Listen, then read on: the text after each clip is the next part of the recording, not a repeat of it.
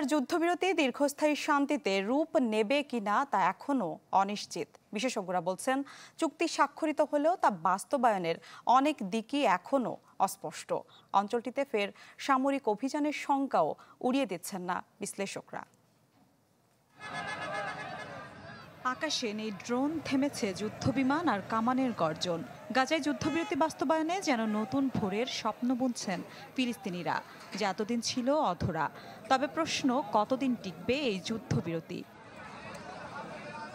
সিএনএনের বিশ্লেষণ বলছে, চুক্তি স্বাক্ষরিত হলেও তা বাস্তবায়নের অনেক দিকই এখনও অস্পষ্ট, বিশেষ করে যুদ্ধ পরবর্তী নিরাপত্তা ও পুনর্গঠনের বিষয়গুলো। চুক্তি অনুযায়ী হামাসের নিরস্ত্রীকরণের পরেই ইসরায়েল সম্পূর্ণভাবে সেনা প্রত্যাহার করবে। বিশেষজ্ঞরা বলছেন, এর ফলে নেতানিয়াহু চাইলে সামরিক উপস্থিতি বজায় রাখার সুযোগ পাবেন উপত্যকাটিতে।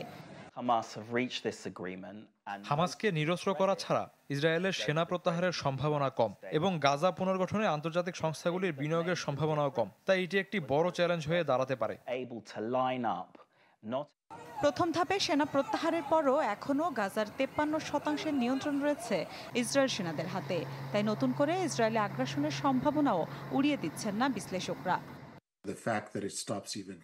এটা আরেকটি বিস্ফোরণের সম্ভাবনা। গাজা উপত্যকার 58% অংশে এখনো ইসরায়েলের সামরিক নিয়ন্ত্রণে রয়েছে। এদিকে হামাস ও ফিলিস্তিনি অঞ্চলের সবচেয়ে গুরুত্বপূর্ণ শক্তি। তাই পরবর্তী পর্যায়ে কি হতে চলেছে তা নিয়ে অনেক অনিশ্চয়তা রয়েছে। তাছাড়া ট্রাম্পের প্রস্তাবিত আন্তর্জাতিক স্থিতিশীলতা বাহিনী কারা গঠন করবে, কোন দেশ সেনা পাঠাবে এবং সেই বাহিনীর কাজ নিয়ে সুস্পষ্ট উত্তর মেলেনি এখনো।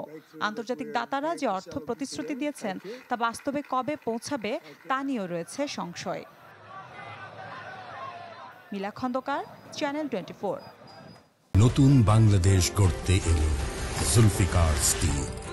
জুলফিকার স্টিল, ইস্পাত দৃঢ় অঙ্গীকার।